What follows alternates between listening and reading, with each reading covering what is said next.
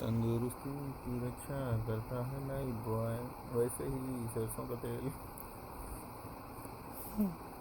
आद्या किधर मालिश करा रहा है यार? आद्या को जुकाम हो गया है क्या? किचकिच हो रहा है भाई साहब। मालिश कराने तो मज़ा आता ही इनको।